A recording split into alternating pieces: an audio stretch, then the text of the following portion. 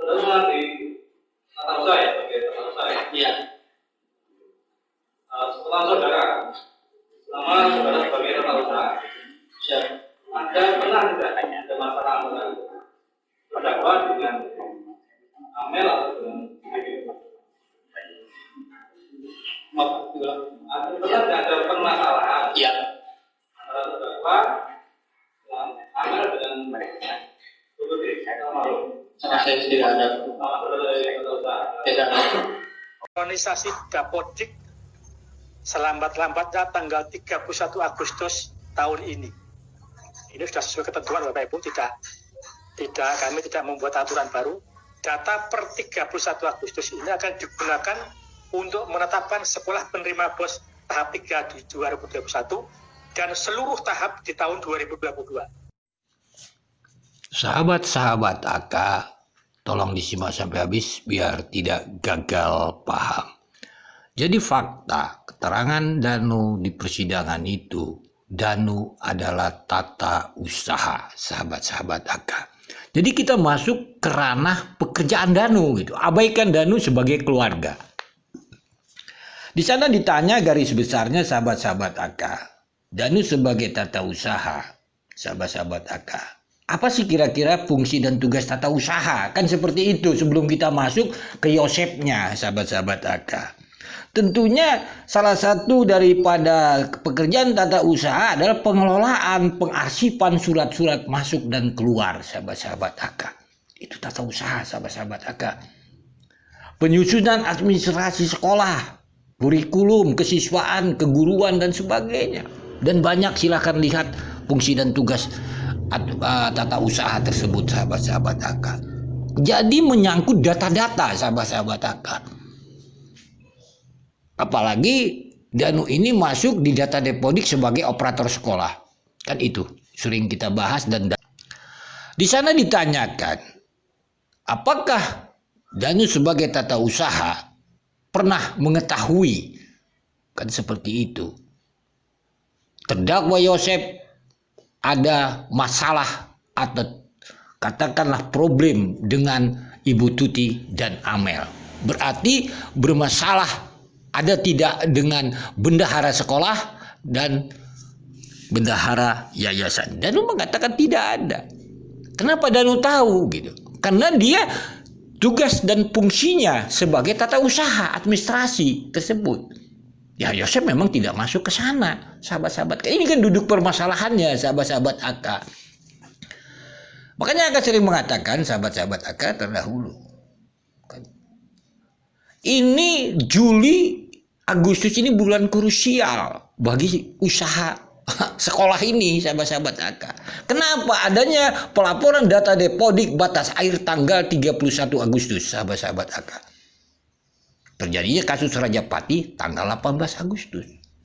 Kalau kita menarik dari pekerjaan Danu tentang pengelolaan, pengarsipan surat-surat masuk dan keluar, tentunya bagian daripada data-data itu sendiri, sahabat-sahabat AK. Bagaimana nasib sekolah ini bila tidak melaporkan cut off batas air tanggal 31 Agustus?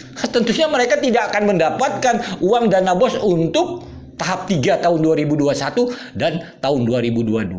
Ini problemnya dalam analisa AK. Berapa mereka harus tentukan jumlah murid, padahal sekolahnya kita duga fiktif, muridnya banyak. Itu kan mereka harus tentukan. Mau dibesarkan, mau kecil, ya terserah mereka. Apakah ini tidak jadi problem dengan Ibu Tuti dan Amel? Begitu juga sahabat-sahabat AK. Adanya suatu belanja sipah, arkas dan sebagainya yang dilaporkan kepada pemerintah. Tentunya pemerintah mungkin tidak ada masalah, tetapi pelaporan terhadap Ibu Tuti dan Amel bisakah tidak bermasalah? Ya rasanya bermasalah kalau pelaporan itu tidak sesuai data-data. Ya almarhum Ibu Tuti dan Amel tahu sekolahnya, keadaan sekolahnya. Pemerintah mungkin nggak tahu, tapi Ibu Tuti dan Amel tahu, sahabat-sahabat AK. Jadi problem pelaporan-pelaporan itulah sahabat-sahabat AK yang selama hari ini AK bahas, sahabat-sahabat AK. Jadi tidak tertutup kemungkinan problem permasalahan itu tentunya bukan dari Pak Yosep. Karena Danus mengatakan tidak ada masalah dengan Ibu Tuti dan Amel. Ini duduk permasalahannya. Oleh sebab itu, sahabat-sahabat AKA, mari dengarkan potongan video AKA ini. Sambil kita bikin rekomendasi teh Pak dari Kabid buat pengambilan yang sisanya teh siplah itu. Lalu Pak Dedi, apakah sisa siplah itu belanja itu dari SMP atau SMK yang mau diurus pada hari itu? Itu yang SMP, bukan yang SMK. Itu rekom dari, kan harus ada rekom kalau pencairan siplah itu. Sahabat AKA, sebelum kita lanjutkan wawancara dengan Pak Dedi mantan bendahara, mari kita memahami dulu apa itu akun siplah. Siplah ini adalah aplikasi yang digunakan untuk mendukung sekolah dalam mengadakan pengadaan barang dan jasa atau PBJ yang bersifat secara online atau memanfaatkan sistem pasar online atau online marketplace.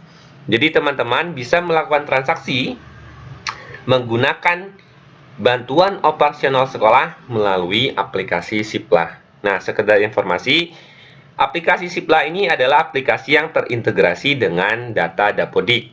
Jadi, untuk melakukan login ke aplikasi ini, teman-teman silakan melakukan pemutakhiran akun Dapodik. Nah, caranya adalah teman-teman harus menambahkan 2 akun untuk ke dalam Siplah, yaitu akun kepala sekolah dan akun bendahara BOS. Nah, Pak Dedi, di sini kan diterangkan bahwa kan begitu akun Siplah ini terintegrasi ke data Dapodik. Pertanyaannya buat Pak Dedi, itu kan masih bulan Januari.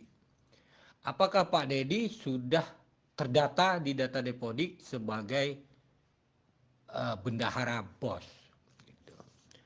Lalu sepengetahuan Pak Dedi, siapa pada saat itu di akun Siplah itu atau di data Dapodik sebagai bendahara BOS dan kepala sekolah?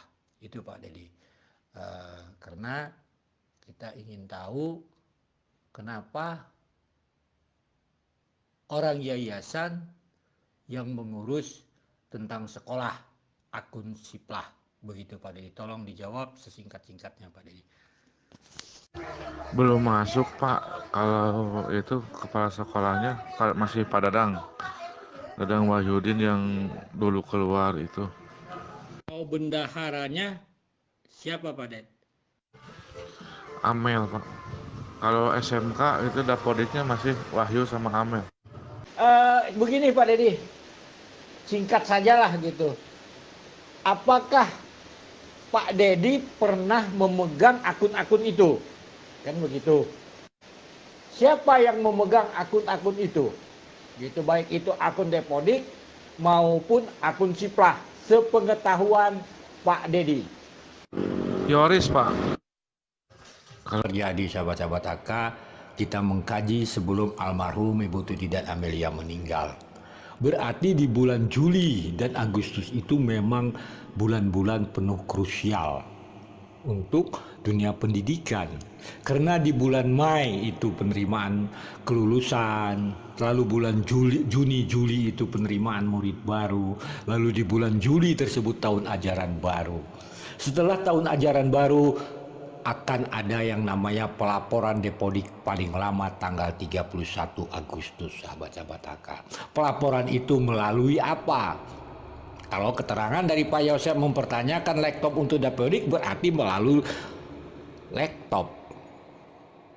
Kan begitu sahabat-sahabat AKA. Mari kita dengarkan keterangan Pak Yosef sepintas dulu. Pak Wahyu, saya nanya, laptop untuk Dapodik dan ijazah itu di mana? Ya jawab langsung. Katanya sudah dikasihkan kepada Ayuris. Nah, Sinkronisasi Dapodik selambat-lambatnya tanggal 31 Agustus tahun ini. Ini sudah sesuai ketentuan Bapak Ibu, kami tidak membuat aturan baru.